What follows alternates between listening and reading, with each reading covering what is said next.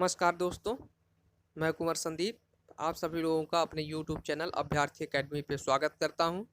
आज समसामयिकी 13 अगस्त 2020 के प्रश्नों पे हम चर्चा करेंगे। प्रश्न है हम पढ़ेंगे आज के समसामयिकी 13 अगस्त 2020 के।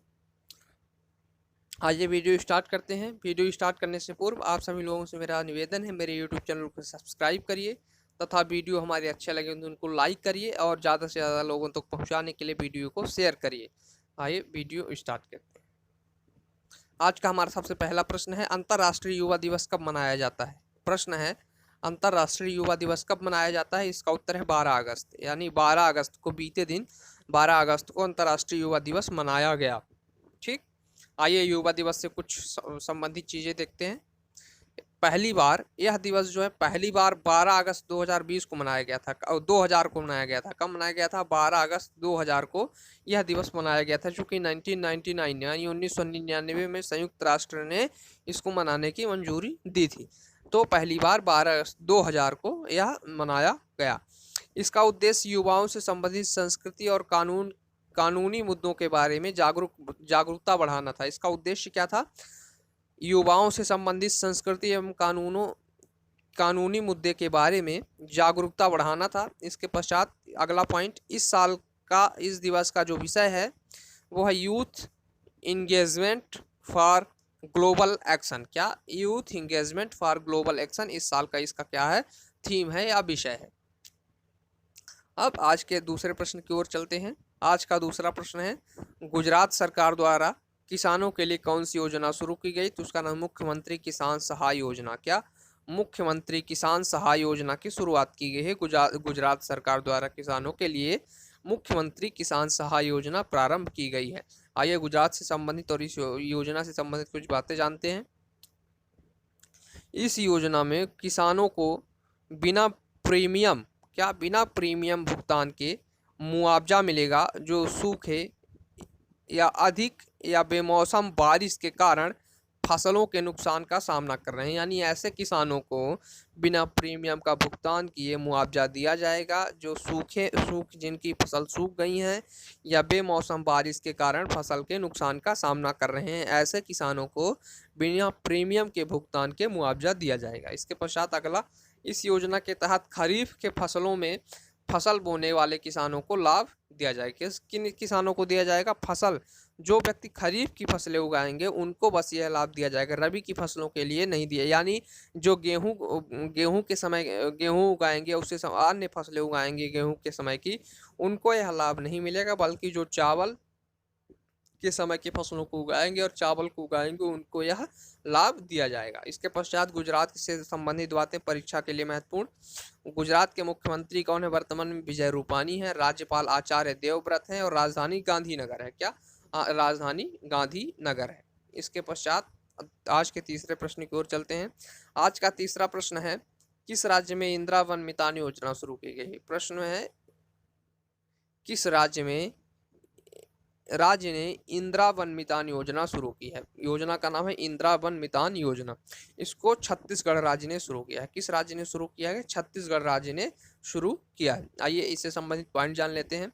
छत्तीसगढ़ के मुख्यमंत्री वर्तमान में कौन है? भूपेश बघेल हैं। छत्तीसगढ़ के राज्यपाल अनुसुईया उइके हैं और इसकी राजधानी रायपुर है। छत्तीसगढ़ की राजधानी क्या है? रायपुर है। इसकी वर्तमान में राज्यपाल अनुसुईया उइके हैं। छत्तीसगढ़ के मुख्यमंत्री भूपेश बघेल हैं। ठीक, अब आगे आज का प्रश्न नंबर 4 है, किस देश ने कोरोना वायरस के खिलाफ पहला टीका लॉन्च किया है? क्या? किस देश ने कोरोना वायरस के खिलाफ पहला टीका लॉन्च किया है? उसका उत्तर है रूस। रूस ने कोरोना वायरस के खिलाफ पहला टीका लॉन्च किया है। इस टीके का नाम है स्पुतनिक वी। क्या? Sputnik V. इस टीके का नाम है स्पुतनिक वी। आप लोगों को अगर याद होगा तो दुनिया का पहला प्राकृतिक उपग्रह स्पुतनिक किसके द्वारा लॉन्च किया गया था? स्पुतनिक फर्स्ट रूस के द्वारा लॉन्च किया गया था और उसी के जब पहला टीका लॉन्च किया गया तो इसका नाम इन्होंने स्पुतनिक वी रखा है। ठीक, रूस से संबंधित कुछ बातें। रूस की राजधानी मास्को है। क्या है? रूस की राजधानी मास्को है। यहाँ के राष्ट्रपति व्लादिमीर पुतिन। कौन है? व्लादिमीर पुतिन है। प्रधानमंत्री मिखाइल मिशुस्तिन है। क्या? मिखाइल मिशुस्तिन है। इसके पश्चात रूस की मुद्रा रसियन रवल है। और रूस दुनिया का सबसे बड़ा देश है। क्या रूस दुनिया का सबसे बड़ा देश है। ठीक। अगले प्रश्न की ओर चलते हैं। आज का हमारा प्रश्न नंबर 5 है। हाल ही में मेघाल तूफान किस देश में आया। क्या मेघाल तूफान किस देश में आया। इसका उत्तर है चाइना। चाइना में क्या है, मेघाल तूफान आया चाइना में। चाइना से संबंधित बातें, चाइना की जो राजधानी है वर्तमान में, या हम कहें हमेशा से, बीजिंग है। क्या है, बीजिंग। चाइना की राजधानी है बीजिंग। यहाँ के वर्तमान में जो राष्ट्रपति हैं वो हैं शी जिनपिंग। और यहाँ की जो मुद्रा है वो है रेन मिनबी। क्या, ये रहा मुद्रा का नाम, रेन मिनबी यहाँ की मुद्रा का नाम है। इसकी राजधानी बीजिंग है और यहाँ के राष्ट्रपति शी जिनपिंग हैं। इसके पश्चात आज के अगले प्रश्न की ओर चलते हैं। आज का हमारा प्रश्न नंबर 6 है। भारत की ओर से मनीष झा को किस देश के राजदूत के रूप में नियुक्त किया गया, यानी भारत की तरफ से मनीष झा को किस देश का राजदूत नियुक्त किया गया है। तो उज्बेकिस्तान का। उज्बेकिस्तान में भारतीय राजदूत के रूप में कार्य करेंगे मनीष झा। किस देश के लिए, उज्बेकिस्तान के लिए भारतीय राजदूत के रूप में कार्य करेंगे। इसके पश्चात आगे उज्बेकिस्तान से संबंधित कुछ बातें। उज्बेकिस्तान के राष्ट्रपति शवाकात मिर्जियाएव हैं। क्या, शवकात मिर्जियाएव यहाँ के राष्ट्रपति हैं। यहाँ की राजधानी ताशकंद है। यहाँ की मुद्रा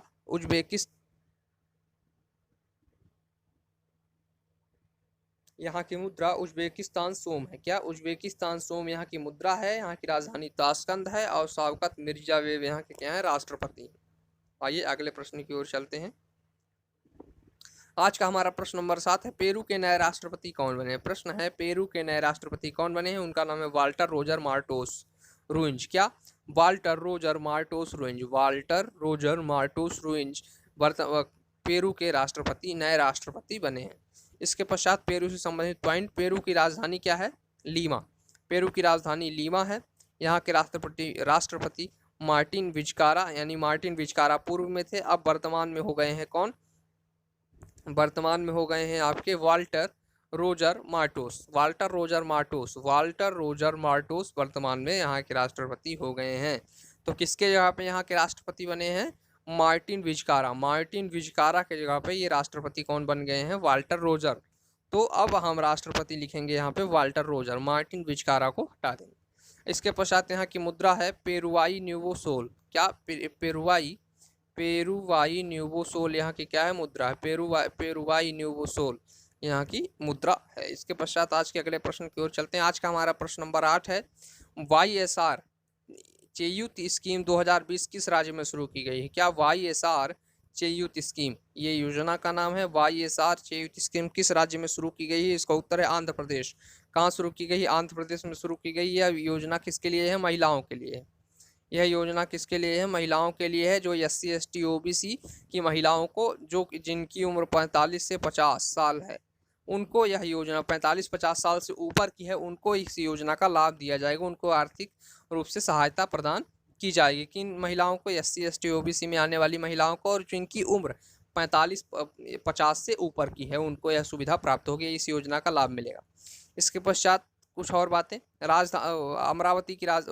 आंध्र प्रदेश की राजधानी अमरावती है। कौन है, अमरावती है। वर्तमान में यहाँ के मुख्यमंत्री जगन मोहन रेड्डी हैं और राज्यपाल विश्वभूषण हरिचंदन है। राज्यपाल कौन, विश्वभूषण हरिचंदन है। हाल ही में 3 राजधानियों वाली योजना यहाँ वाला राज्य बना। ठीक, यह भारत का पहला ऐसा राज्य है जिसमें 3 राजधानियों की योजना रखी गई है और 3 राजधानियाँ इसकी बनाई जाएंगी, जो कि न्यायिक, प्रशासनिक और राजनीतिक होंगी। 3 राजधानियाँ बनाई जाएंगी। इसके पश्चात आज का अगला प्रश्न नंबर 9 है। किस राज्य ने 2 अक्टूबर को अरुणोदय योजना लागू करने की घोषणा की। क्या, अरुणोदय योजना लागू करने की घोषणा की है। कब, 2 अक्टूबर को। 2 अक्टूबर को गांधी जयंती के दिन अरुणोदय योजना लागू करने की बात कही है, घोषणा की है। तो इसका उत्तर होगा असम। असम क्या है, अरुणोदय योजना 2 अक्टूबर से लॉन्च करेगा, शुरू करेगा। असम से संबंधित पॉइंट है। असम की राजधानी दिसपुर है। मुख्यमंत्री सर्बानंद सोनोवाल हैं या सोनेवाल हैं, और राज्यपाल जगदीश मुखी हैं। राज्यपाल कौन है, जगदीश मुखी हैं। मुख्यमंत्री सर्बानंद सोनोवाल हैं। असम की राजधानी दिसपुर है। अगला प्रश्न और अंतिम प्रश्न, आज का प्रश्न नंबर 10 और अंतिम प्रश्न। अमेरिकी डेमोक्रेट्स पार्टी ने किस भारतीय मूल की महिला को उपराष्ट्रपति के लिए उम्मीदवार चुना है? इनका नाम है कमला हैरिस। क्या? अमेरिकी डेमोक्रेट्स पार्टी, अमेरिका की जो डेमोक्रेट्स पार्टी है उसने यहाँ पे नवंबर में चुनाव होंगे, आप लोगों को ध्यान होगा, यहाँ पे नवंबर में चुनाव होगा राष्ट्रपति और उपराष्ट्रपति का। तो उसके लिए यहाँ के जो ट्रंप के विपक्ष की पार्टी है अमेरिकी डेमोक्रेट्स पार्टी, उसने भारतीय मूल की महिला कमला हैरिस को उपराष्ट्रपति पद के लिए उम्मीदवार चुना है। ठीक, उम्मीदवार अपने तरफ से उम्मीदवार चुना है। ठीक, आइए कमला हैरिस के ये फोटो है, आप लोग देख सकते हैं उनको, ये रही कमला हैरिस और उनका ये रहा फोटो, इनमें ये कमला हैरिस को आप लोग फोटो में देख सकते हैं।